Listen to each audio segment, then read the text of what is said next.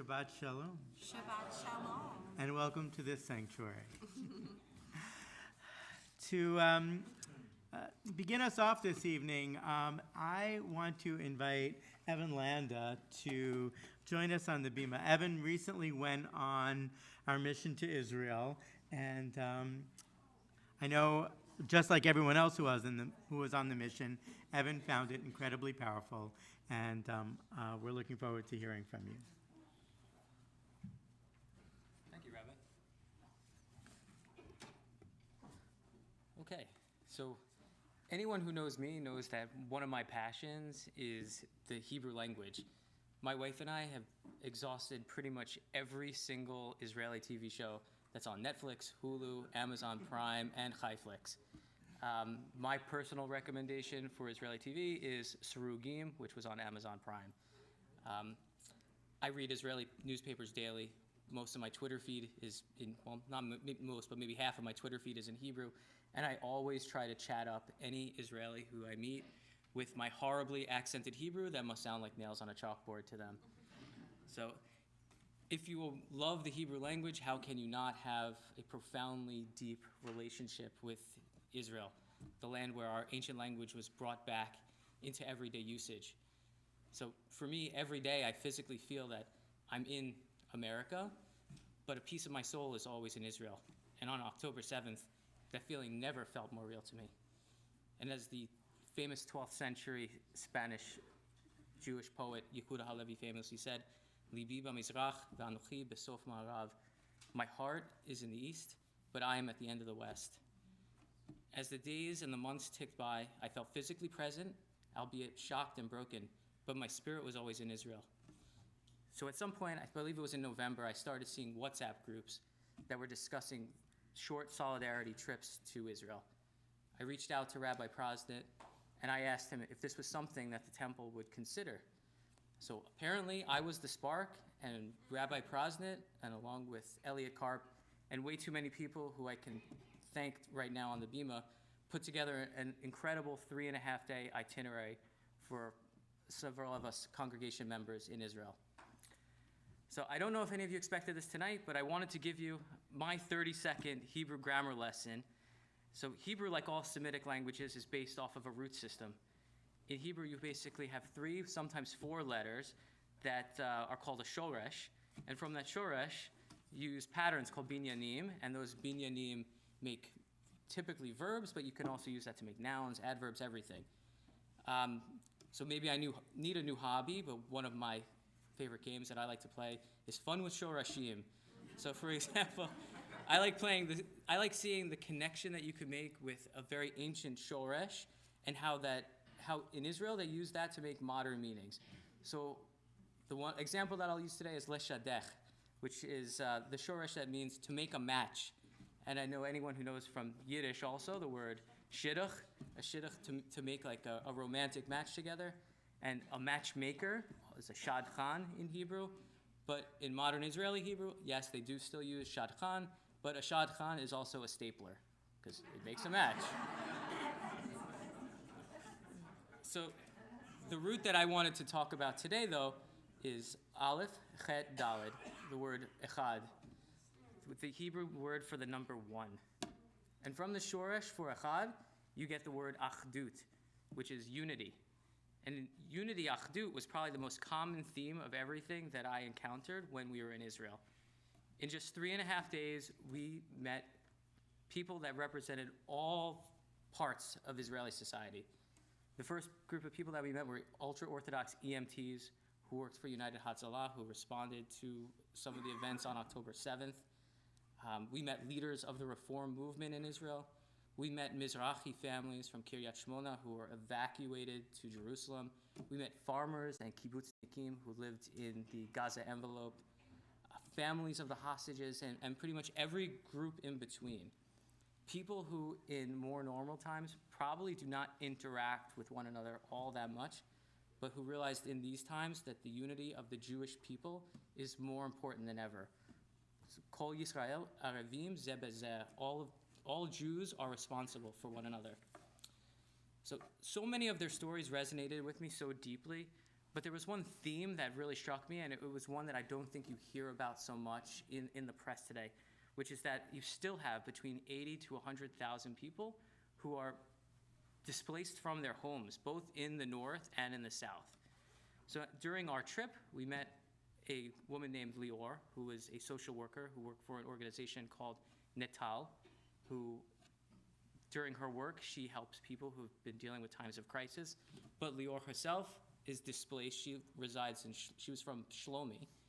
Pretty much from the day, from October 7th until now, she has been residing in Jerusalem in a hotel for evacuees. Then we subsequently met people, a whole group of people from Kiryat Shmona, another town on the Lebanese border, who similarly have been residing in hotel rooms and who have been terrified to return to their homes based on the threat from the Iranian-sponsored Hezbollah terror organization. Nonetheless, despite everything, they have been nothing but resilient, unified, and committed to defending their families and country. The biggest complaint that I heard from any of the families and people from Kiryat Shmona was one couple who complained about being stuck in a very small hotel room for months with their spouse. And while I too love my wife dearly, that does sound like a special level of torture. So since my trip, I've actually continued to talk with one of the people from Kiryat Shmona, a woman named Yafa, and I specifically asked her what, if anything, there was that our community can do to help us. And she said, we have physically everything that we need in this hotel, but we want help to rebuild Kiryat Shmona when the time comes. And I personally have every intention of doing just that.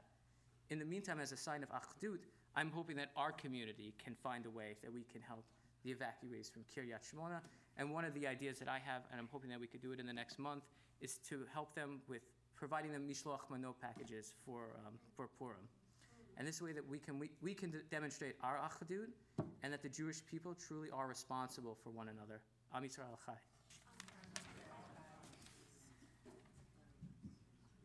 Evan, thank you for that powerful reflection, for that mini Hebrew grammar lesson, which in Hebrew is called, grammar is called dikduk. And Evan, you took me back to my Hebrew grammar class in Israel many, many years ago, from which I'm still recovering. So, and Evan, your inspiration is actually, you did not inspire just one Israel mission from our temple. You've inspired two. We are hoping to have another trip to Israel, another mission, just like the one that Evan was on, in early April.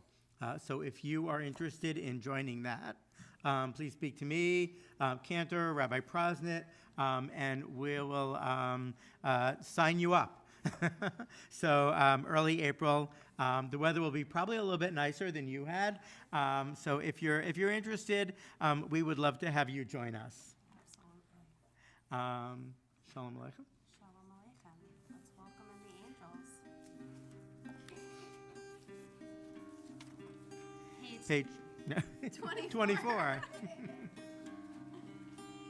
Shalom Aleichem. Malachei Hasharet. Malachei Elyon. Nei Melech. Malachei Hamlachim. HaKadosh Baruch Hu. Boechem. Boechem leshalom.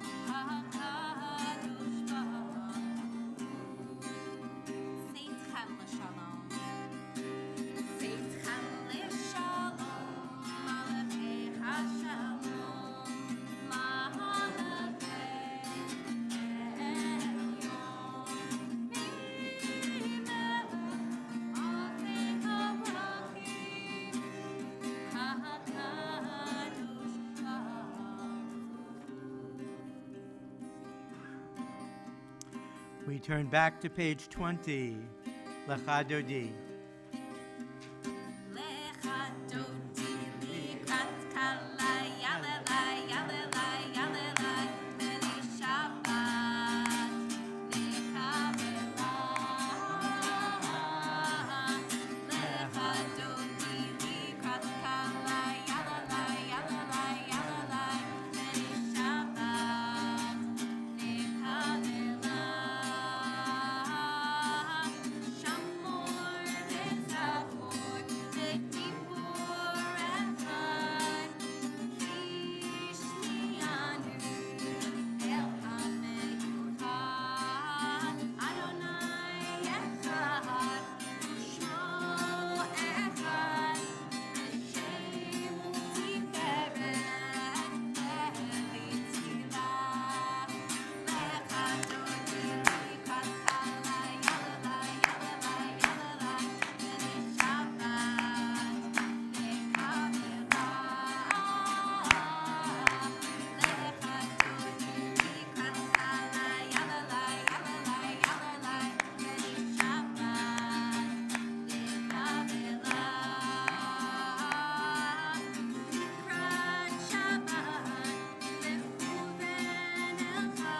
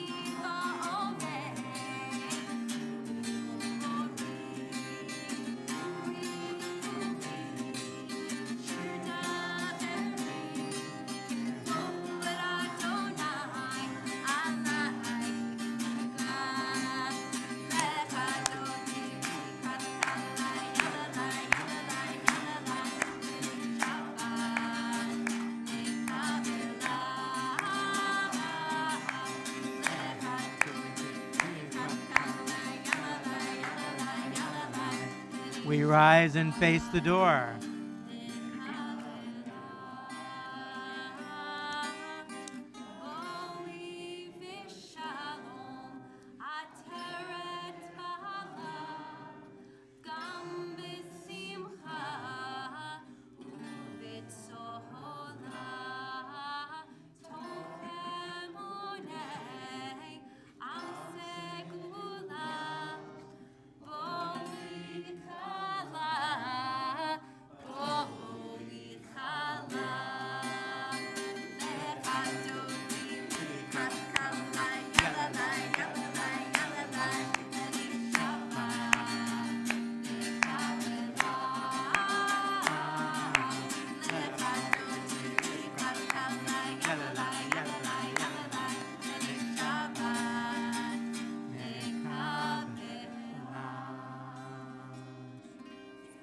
And while you are upstanding, I'll invite you to turn to a neighbor and wish them a Shabbat Shalom. I know.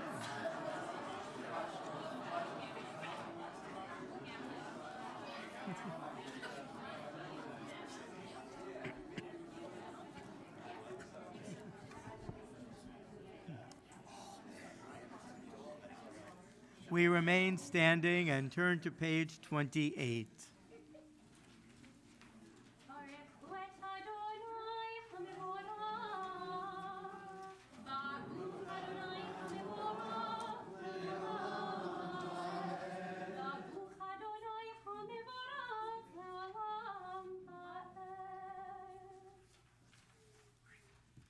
Baruch atah Adonai Eloheinu melech haolam asher bidvaro ma'ariv aravim b'chokhmah poteh she'arim uvitvuna mishanei itim ומחליף את הזמנים, ומסדר את הכוכבים, במשמורותיהם ברקיע כרצונו.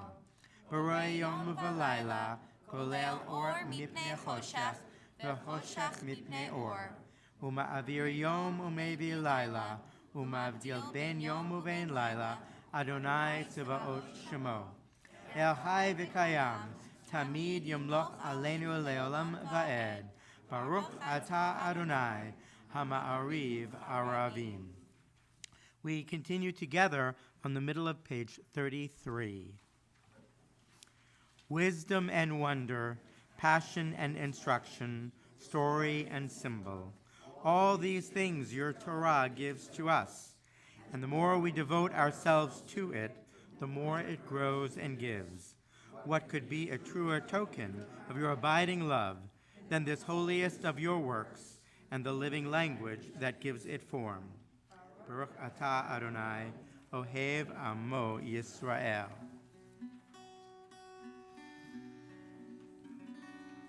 Shema Yisrael, Adonai Eloheinu, Adonai Echad.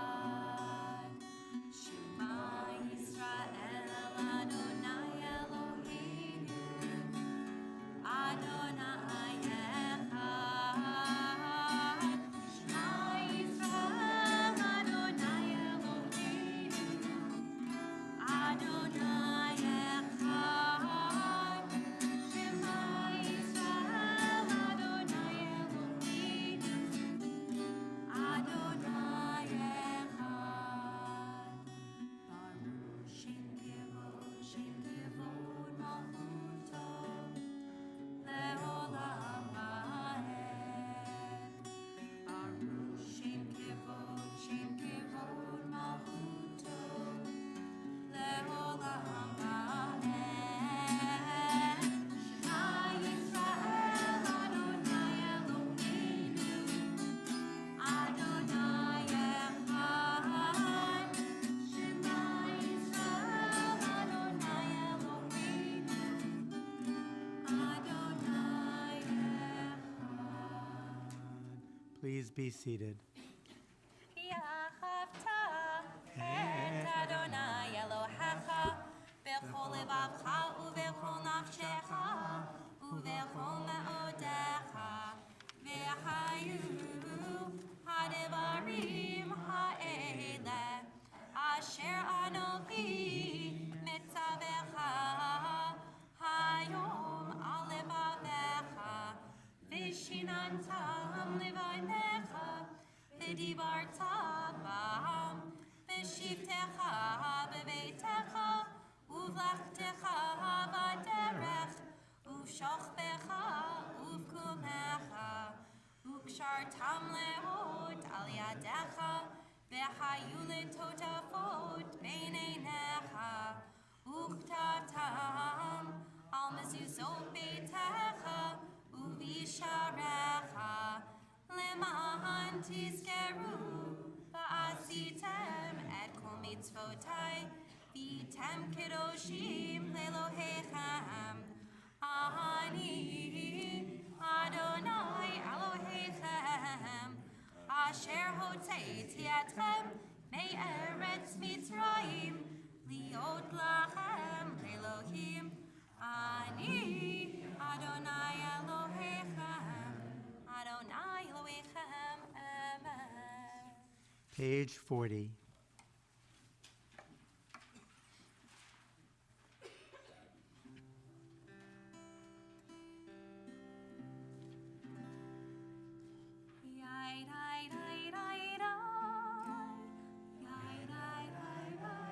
Sounding beautiful.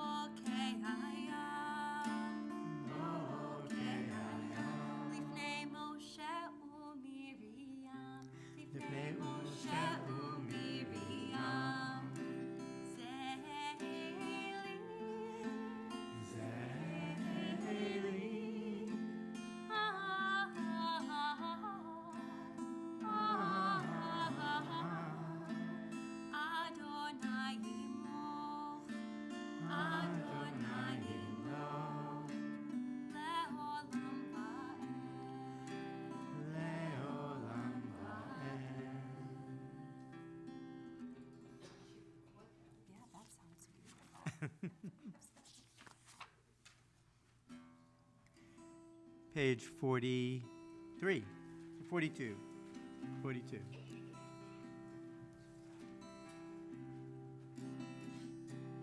Hashkivenu Adonai, Eloheinu leshalom, V'chavidenu shomreinu l'chaim. Hashkivenu Adonai, Eloheinu leshalom, V'chavidenu shomreinu l'chaim. We've been singing the song One Day for the past few months. This song by Modest Yahoo, who was set to perform this past week in New Mexico, and his performance and his whole team was boycotted simply because he's Israeli, simply because he's Jewish.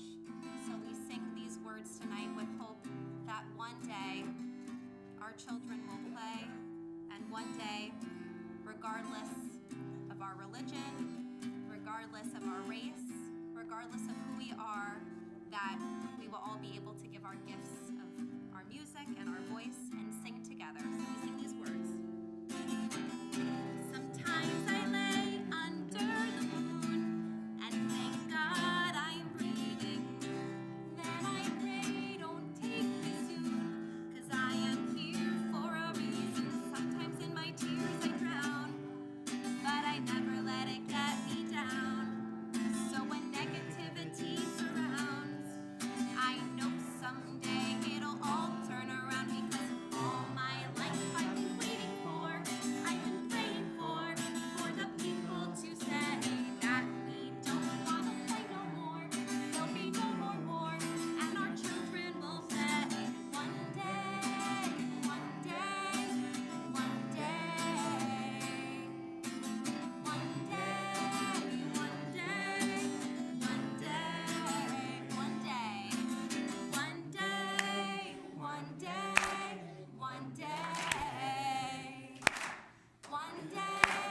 one day, one day.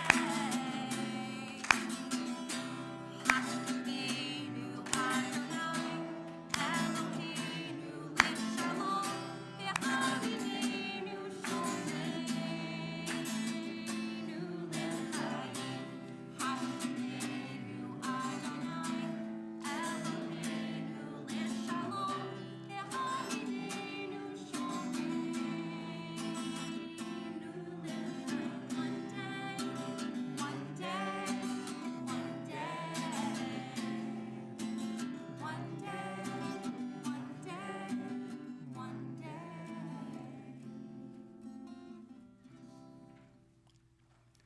Abraham Joshua Heschel wrote, 6 days a week, we humans use time. We value it as a means to an end. Time well spent for us is time that helps us acquire something. On the 7th day, we celebrate time rather than space. 6 days we live under the tyranny of things of space. On the 7th day, we try to become attuned to holiness in time. It is a day on which we are called upon to share in what is eternal in time, to turn from the results of creation to the mystery of creation, from the world of creation to the creation of the world. Page 44.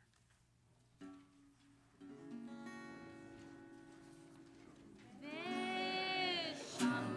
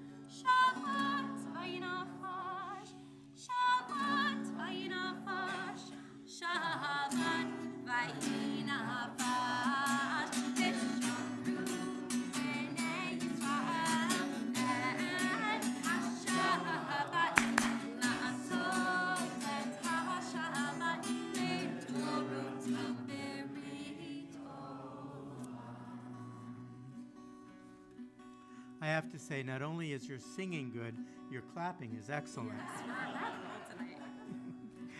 We continue with the Amidah, beginning on page 46, and if you are able, I invite you to please rise.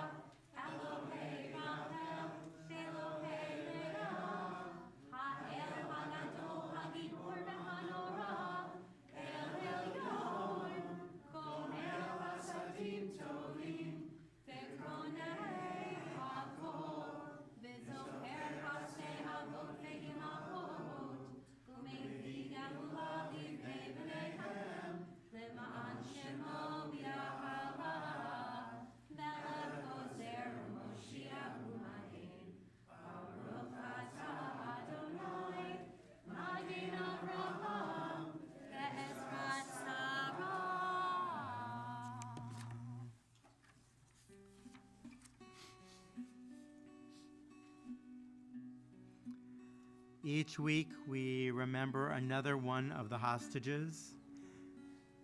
It is remarkable how they have sort of all become our extended family over these past months. This Shabbat, we think of Oded Lifshitz, 83 years old, was taken from Kibbutz Nir Oz on October 7th. He was initially taken with his wife Yocheved, age 85. The family learned that Oded's cell phone was somewhere in Gaza. On October 23rd, Yocheved Lifshitz was freed. The couple, who were among the founders of the kibbutz, were peace activists and regularly transported patients from Gaza to receive medical treatment in hospitals across Israel. Oded is a lifelong journalist who wrote for many years for Al Hamishmar. He's also a passionate advocate for human rights. Their whole house is gone. It's all burned, and that's the least of it. They can no longer survive without medications, said one of their daughters in an interview she gave to CNN.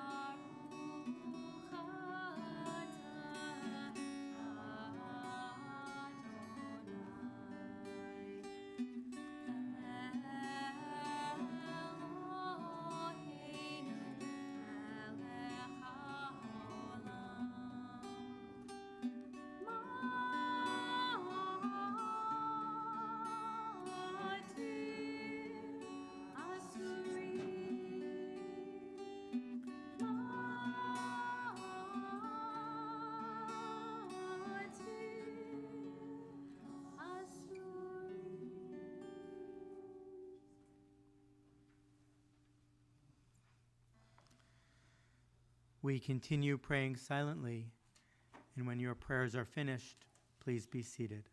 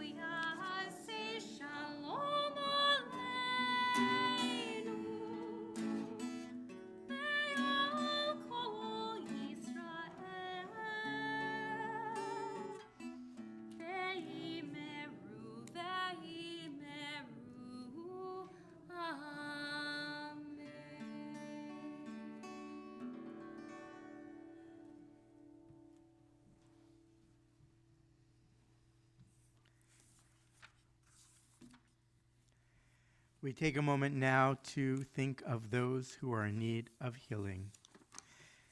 Mishaberach Avotenu ve'imotenu Avraham Yitzchak v'Yaakov Sarah Rivka Rachel v'Leah Hu Yevarech et HaCholim. May the one who blessed our ancestors Abraham, Isaac, and Jacob, Sarah, Rebekah, Rachel, and Leah, bless and heal those who are ill.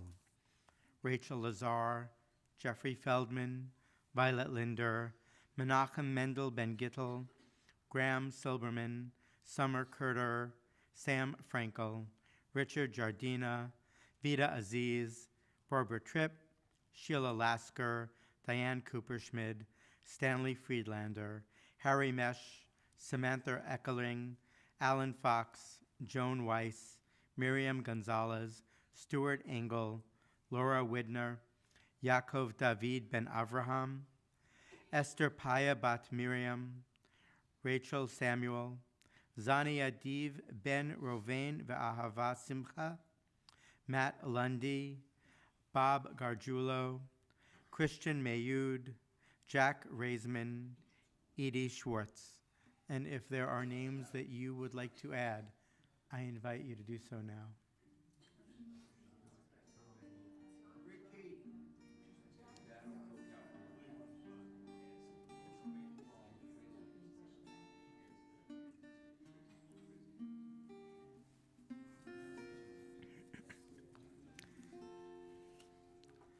Page 253.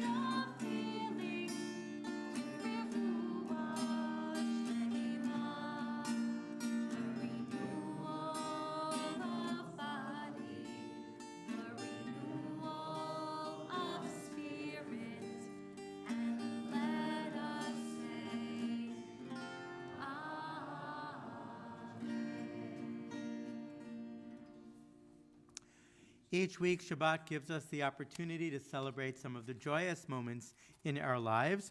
So we join together for the Kiddush on page 5. And if there is something that you are celebrating, I invite you to join us up on the bima. Is it a birthday? Is it a new job? Is it an anniversary? I don't think we have the little wine cups. We can all share. We'll all take a collective. We're all part of this. Do you want to hold Reba? Sure. Please rise. Beautiful. I can't wait to hear. I cannot wait to hear. Oh, I'm excited, guys. What happened? Two teeth. Two teeth. Wow, big Wow. Kiddush for that. Yeah. Baruch atah Adonai, Eloheinu melech haolam, borei peri hagafen. Baruch atah Adonai, Eloheinu melech haolam, asher kiddishanu b'mitzvotav, v'ratzavanu,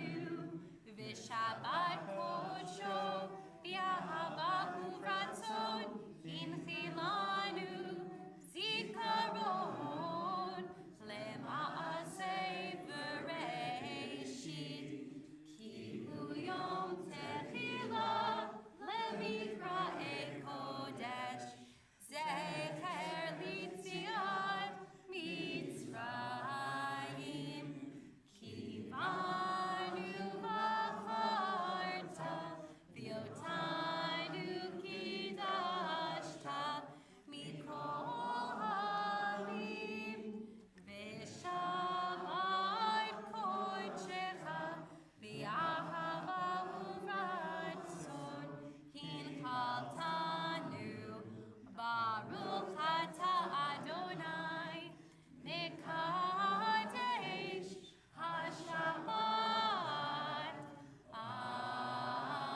Amen. L'chaim. Chaim. Great, So, great root. two teeth, right? And what do we celebrate? Anniversary. And Rich is getting the experimental treatment he needs. Good, wonderful. Anniversary of my bar mitzvah. This week's parsha is Oh, wonderful. reading the Torah tomorrow at the. Oh, wonderful. Mazel tov, everyone. Such great news. Watch your step. Thank you. Please be seated.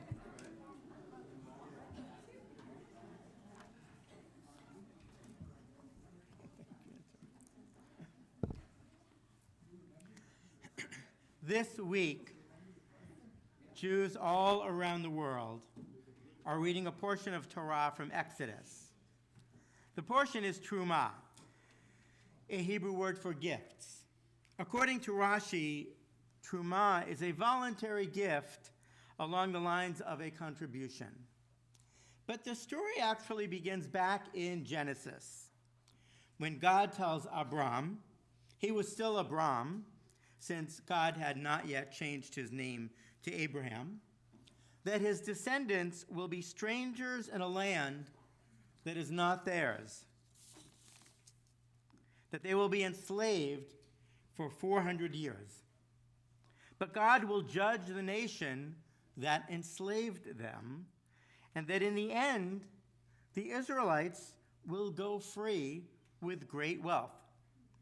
Of course, one might naturally wonder how a people go from enslavement for 400 years to great wealth. According to Chizkuni, a French commentary of the 13th century, this was a reward for having endured all these years of slavery. The Israelites will leave for freedom with many possessions as compensation, the commentary writes. Later on, when Moses encounters the burning bush, God tells Moses, "And I will dispose the Egyptians favorably toward this people, so that when you go, you will not go away empty-handed.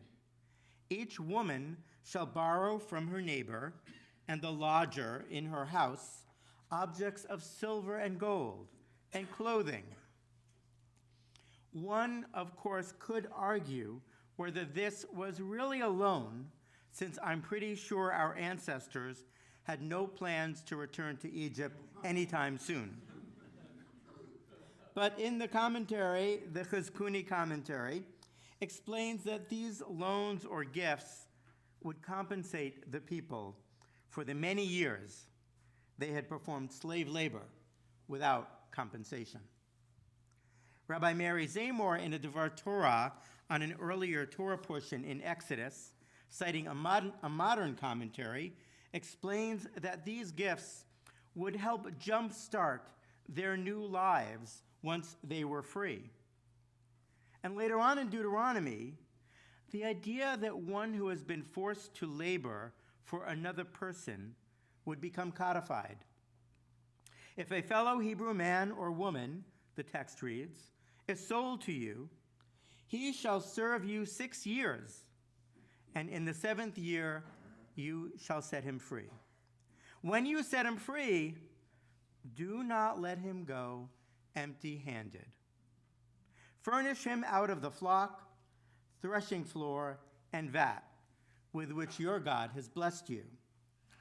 In the very next verse, the reason for this is given. Bear in mind that you were slaves in the land of Egypt, and your God redeemed you. Therefore, I enjoin this commandment upon you today.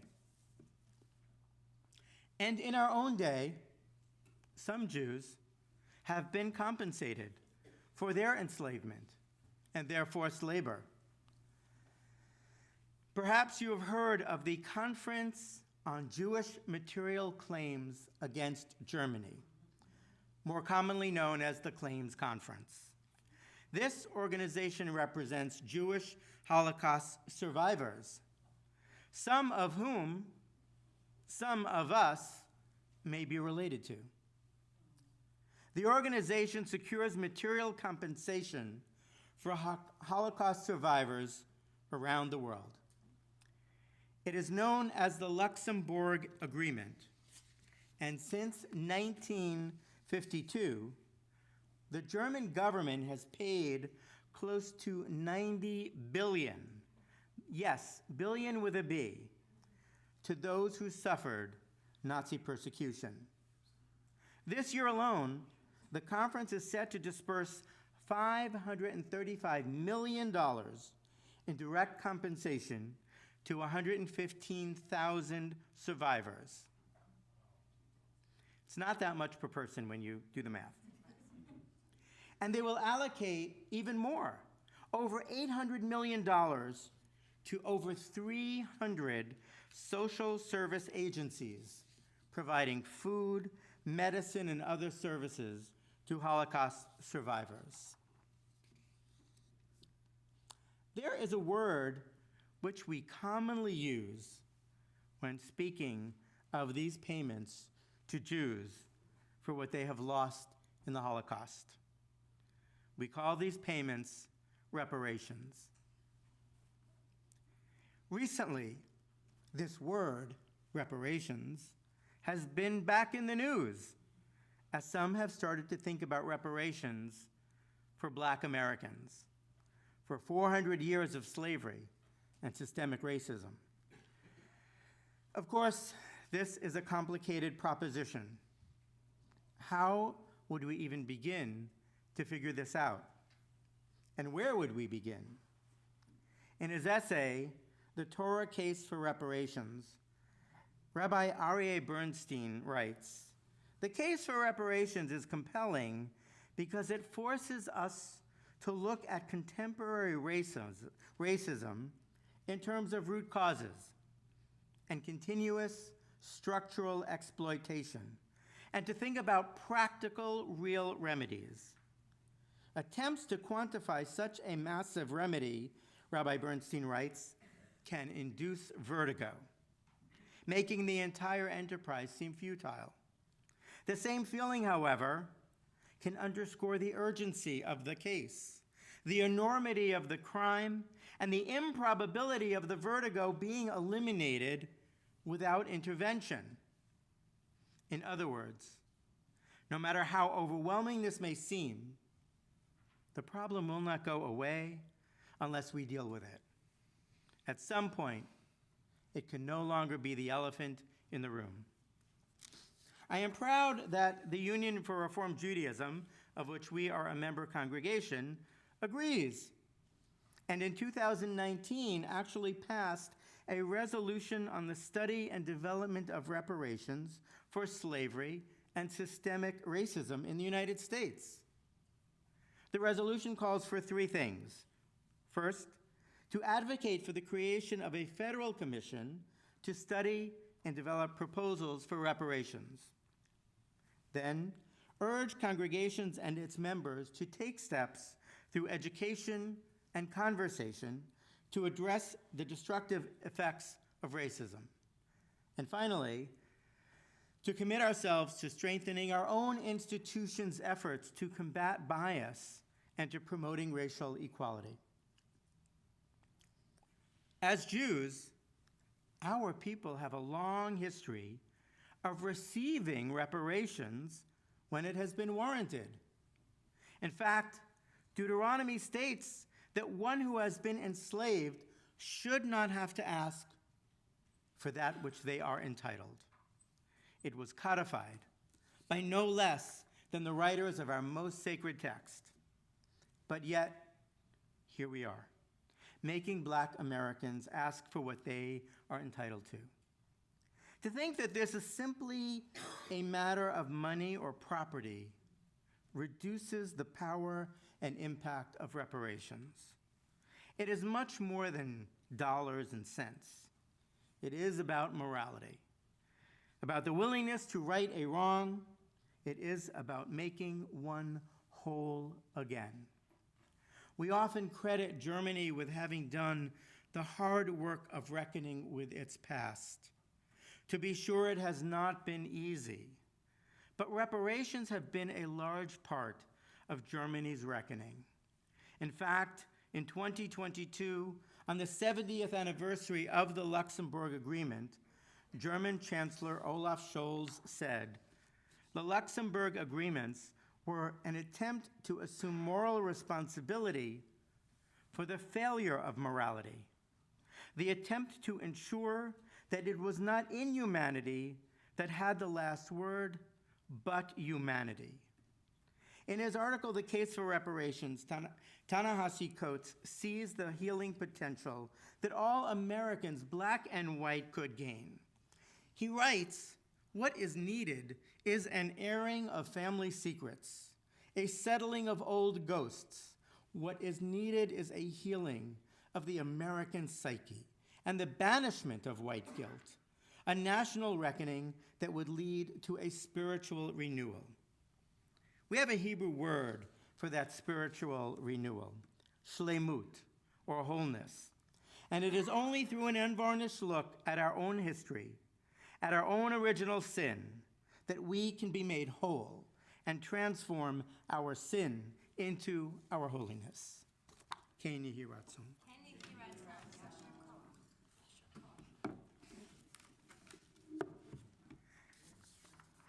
We are glad that not everyone is away skiing this weekend for President's Day weekend.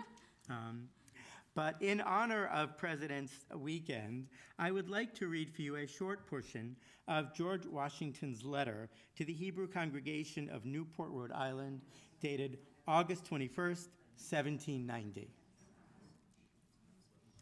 "It is now no more that toleration is spoken of, as if it were by the indulgence of one group of people that another enjoyed the exercise of their inherent natural rights.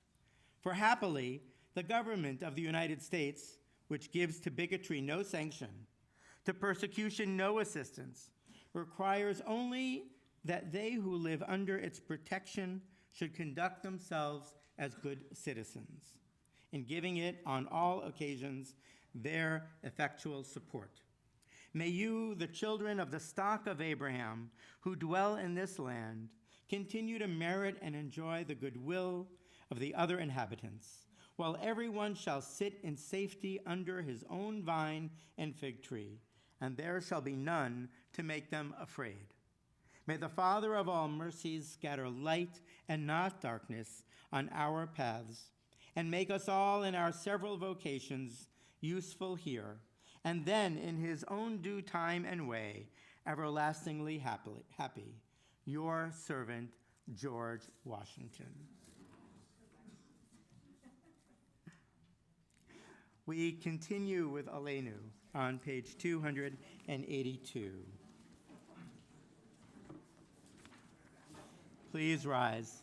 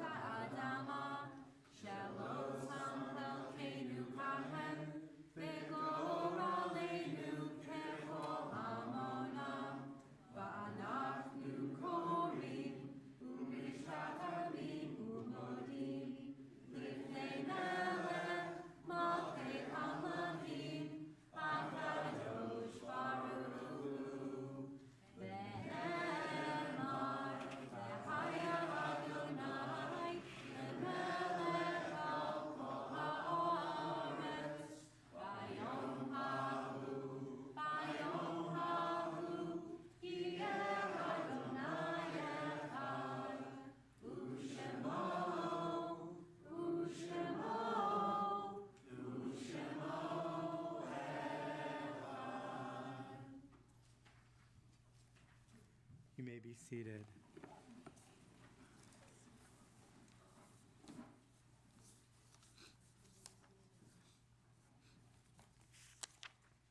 Our thoughts turn to those who have departed this earth, our own loved ones, those whom our friends and neighbors have lost, the martyrs of our people whose graves are unmarked, and those of every race and nation whose lives have been a blessing to humanity. As we remember them, we meditate on the meaning of love and loss, of life and death. You are invited to rise and remain standing when the name of your loved one is recited. We recall loved ones who have died in the last 30 days. Margot Schwartz, sister of Nancy Bregman. Lois Simon Gorelick, mother of Jill Gorelick Miller. Lyndon Cohn, mother of Joel Cohen. And Susan Kane, mother of Alan Kane. And we recall those who have died but not yet been buried. Paul Thau, husband of Carol Thau, father of Robin Plattman. We recall those who were murdered since the beginning of October 7th. Corporal Karen Schwartzman, age 20. Lieutenant Roe Nahari, 23. Master Sergeant Liron Mons Al-Mosinino, 42. Private Shirat Yam Amer, 18. Sergeant Naora Siboni, 20. Kim Dukaker. Corporal Aviv Hajaj, 19. Captain Sagai Golan, 30. Corporal Ili Ben Mucha, 20. Lieutenant Idan Baloy, 21. Sergeant Shimon Elroy Ben Shatrit, 20. Staff Sergeant Ofek Russo, 21. Lieutenant Sheila Rauschberger, 23. Second Lieutenant Yuval Yofi, 21. Corporal Shirel Moore, 19. Sergeant Daniel Sperber, 20. Staff Sergeant Dor Yahi, 21. Staff Sergeant Aviel Malkamu, 21. Private Maya Villalobos Polo, 29. Sergeant Adam Agmon, 21. Sergeant First Class Itai Yehuda Bausi, 22. As well, we recall those whose yortzites fall this week. Sydney Babbitt, Israel Bauer, Eric Bedgood, Erwin Berger, Kenneth Blinn, Ruth Brockman, Eugene Brody, Herman Brotman, Bernard Budnick, Sally Chorney, Arthur Cohen, Leopold Cohen, Thomas Reddig Cooper, Richard Cowan, Harold Dobb, Rose Dorff, Ann Eisman, Albert Ellman, Morris Feigenbaum, Bessie Fine, Vivian Friedman, Charles Ginsberg, Natalie Greenberg, Mamie Schwartz Greenberg, Iris Grubel, Cecile Gurman, Irving Harris, Carol Herbstman, Gerson Herman, Bernard Hollander, Lydia Brunelli Cass, Isabel Lepzelter, Hattie Levitt, Irving Harry Marks, Robert Meshes, Edith Miller, Andrea Minsky, Shelley Morris, Denise Musella, Shay Chick Myers, Paul Netler, Harry Pollock, Robert H. Pollock, Rita Rayner, Ursula Reich, Jeanette Rosenberg, Selma Ross, Leona Rubin, Warren Rudofsky, Nellie Sadowitz, Sylvia Schumacher, Don Shapiro, Paul Shapiro, Michael Scheinblatt, Milton Siegel, Sidney Siegel, Jack F. Silvers, Bianca Simon, Lena Spurn, Marie Steinberg, Doris Tucker, George Houston, Selma Wasserman, Carolyn Loeb Weil, Amy Yaffe, Bessie Zimmerman, Alan Tansky, Gary Engel. And if there is someone who you are remembering, I invite you now to share their names.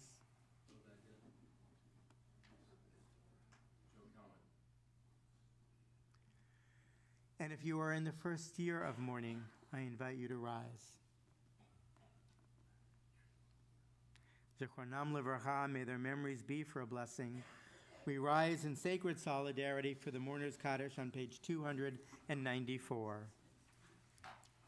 Yitgadal v'yitgadash Shemei Rabbah, Bi'almad avrach yurteh v'yamlich malchuteh, v'chayechon uvyomechon, uv'chayeh d'chol Beit Yisrael, ba'agala uv'izman kari v'imru amen. Yehei Shmei Rabbah mevrach le'olam u'mei amaya. Yitbarach v'yishtabach v'yitba'ar v'yitamam v'yitnaseh. V'yithadar v'yithaleh v'yithalach Shmei Gusha B'rechu. Le'ela min kol birchata v'shirata, tushbachata v'nechamata, da'amiran bi'alma v'imru amen. Yehei Shlama Rabbah min Shemaya, v'chayim aleinu v'al kol Yisrael v'imru amen. Oseh shalom b'mromav, hu ya'aseh shalom, aleinu v'al kol Yisrael v'imru amen.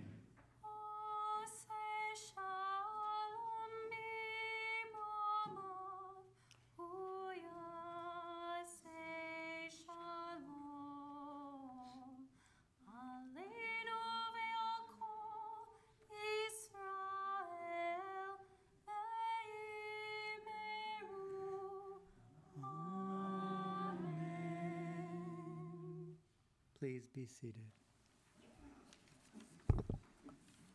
Our observance of Shabbat continues tomorrow morning with Holy Scrollers and Minyan in Levi House.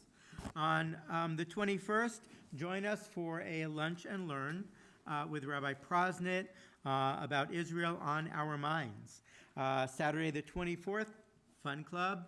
On the 25th, a Hamishim brunch featuring music by Bonnie Rapp. On the 27th, join us here for a one-man play, Heschel's Passover Eve. On the following night, on the 28th, on Wednesday, join us for a very important presentation on preventing and addressing anti-Semitic incidents in schools. This is co-sponsored by Temple Emanu-El and the ADL and will feature attorneys from the New Jersey Division of Civil Rights, the U.S. Attorney's Office, and the New Jersey Office of the Attorney General. We hope that you will be here for that. On March 10th, mark your calendars, Sunday, March 10th, for our joyous dedication of our brand new Torah, and then come back on the 12th for our Kol Tzedek speaker series, when we will be welcoming Ben Jealous, who is the executive director of the Sierra Club and a former director of the NAACP, to Temple Emanu-El, to talk to us about environmental justice and social justice. So we are keeping you very busy. We expect to see you here, 5 out of 7 days a week. We're not taking attendance. We are. We don't rest. Right. Our closing song. Oseh Shalom. Shalom,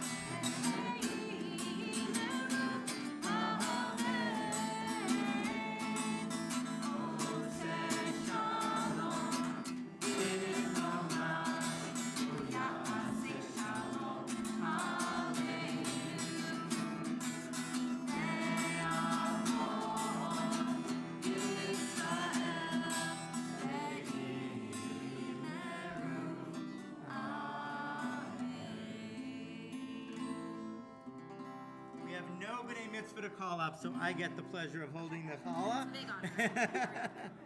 2, 3. Baruch atah Adonai Eloheinu melech haolam hamotzi lechem min haaretz. Amen.